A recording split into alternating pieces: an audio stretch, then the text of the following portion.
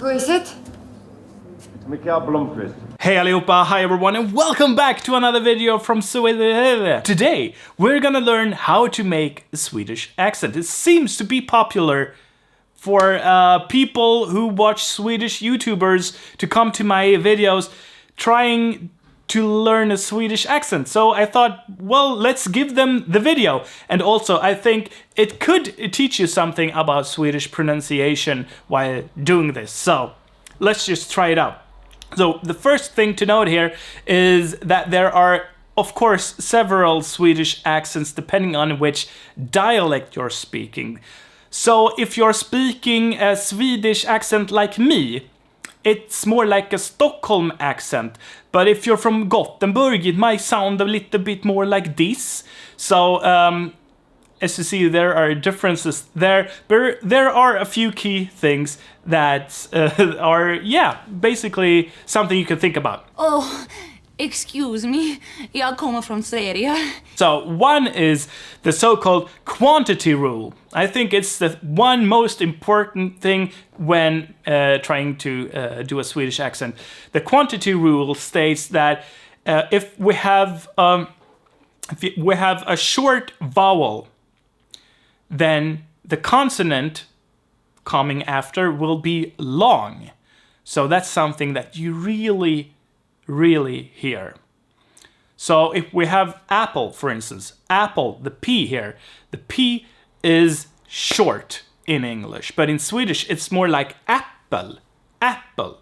If I say it with a Swedish accent, it's a long, the P is long. I don't want to say P, let's take something else. Letter, for instance, letter is not letter, letter. Letter would be in a Swedish accent, but letter is, you see the, or letter, whatever. The T is short in English, but in Swedish it has to be long. It's just a rule that came about after Old Norse somewhere, and it's just something so ingrained into our bodies that is just something that we have to do. So, as I said, apple and letter, they all get a long consonant in the middle. So, apple and letter, all right? So that's one, I think, the most important thing. Like it's the last thing that leaves a Swede that is trying to perfect their English accent. You know, so it's accent, accent. It's a long k sound there. Accent, not accent. Do you see what I mean? For some people, this might be tricky to hear, but I promise you that it's there. So I'm speaking with a Swedish accent. Accent with a long, long plosive, long K sound. If you're ever near Getsemüllerstig in Sweden, I would love to see you again. I don't think so, maybe. And one thing that isn't as important as this quantity rule is the approximation of sound. So what that means is that there might be a sound in English that doesn't exist in Swedish. So our Swedish brains will go, it sounds like this sound that we are used to, so it's probably gonna be that, or we will take that. It's something that happens automatically, of course.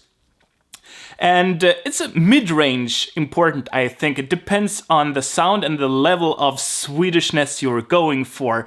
But for instance, z, we don't have that in Swedish, so that turns into S. So we don't have a voiced S. Not z, but s. So music turns into music. For instance, because into because, is into is, lose into loose, right? So we don't differentiate.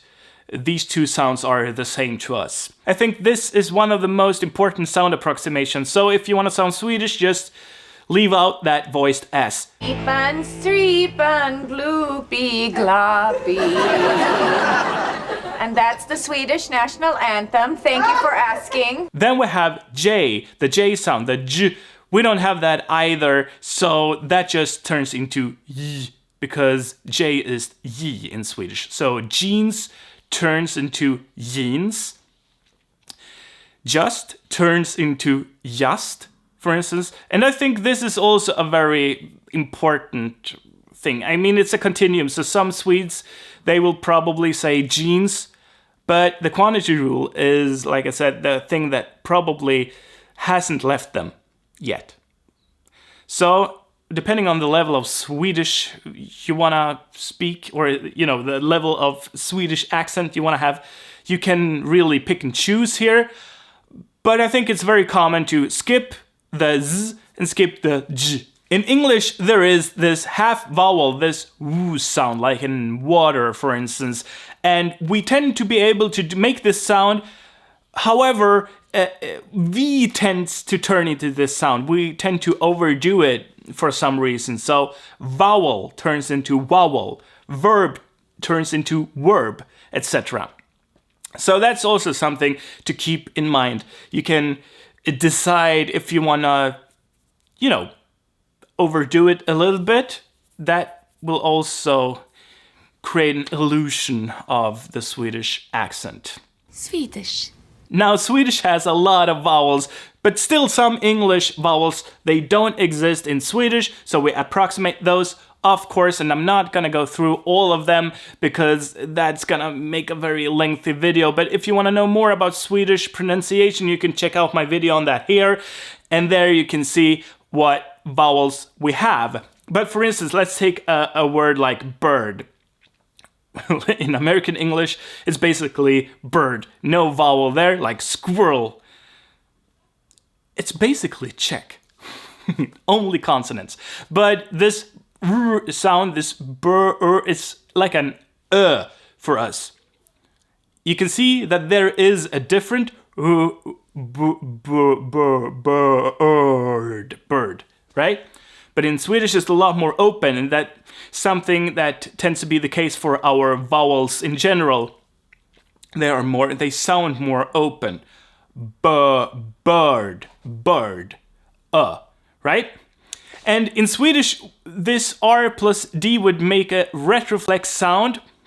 And if you want to know more about that, you can check out my video here. It basically is that our tongue bends back, so the R is dropped, and here the D would be a retroflex D, like like you might have heard from Indian accents, for instance. They have a lot of those.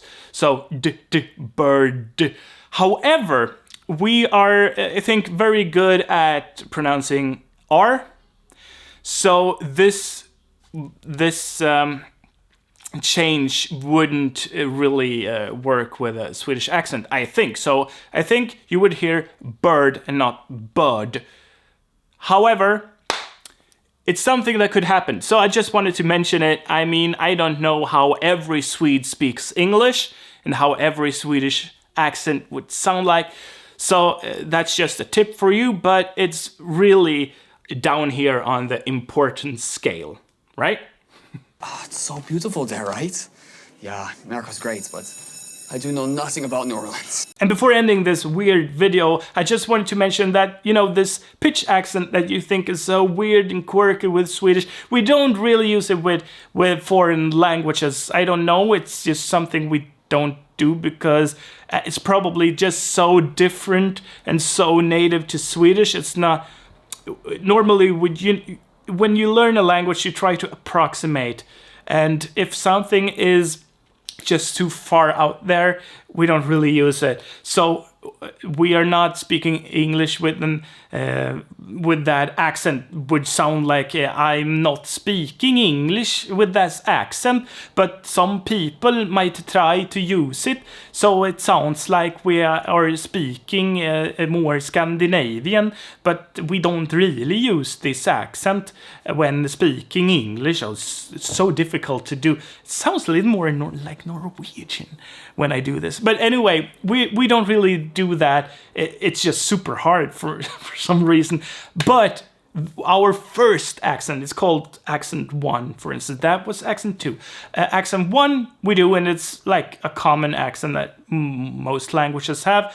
But we exaggerate. Yeah, well, that's my feeling, that we exaggerate it a little bit. So in English, for instance, we wouldn't say accent. We would say accent.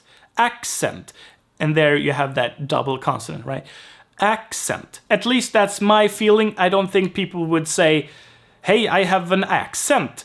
I mean, it sounds like something people would do when trying to imitate a Swedish accent, even though they're Swedes and they might have an accent. But if you want to exaggerate it, maybe they would try and do that. But I don't think genuinely that Swedes talk like this when they try to speak English or another language, but they have an accent naturally. Does that make sense? Do I make sense? I hope I do. If you get me out right now, I'll give you more than just a kiss. Thank you all for watching. It's important for you to watch the other videos because I don't want to go through all vowels here and which one to approximate. That would make a long, tedious, and pointless video. So listen to Swedes. That's number one. Listen to Swedes and try to learn the vowels and maybe try to just think about what's close to E. Yeah, well, it's E, right? That's the most obvious connection that you can make.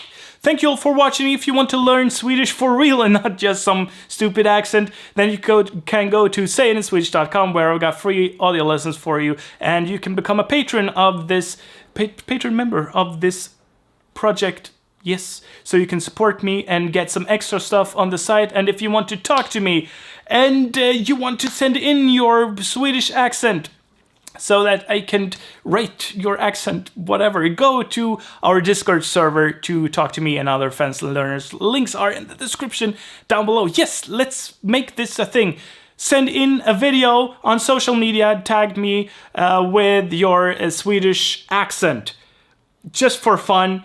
Tag me there and you might end up in a video here just for fun. I don't know. I can make a video. I'm rating people's Swedish accents when they speak English. Like, weird. But let's do it. Let's do it. Let's do it. Let's do it. So send in videos or audio examples of you speaking English with a Swedish accent. All right, let's do it.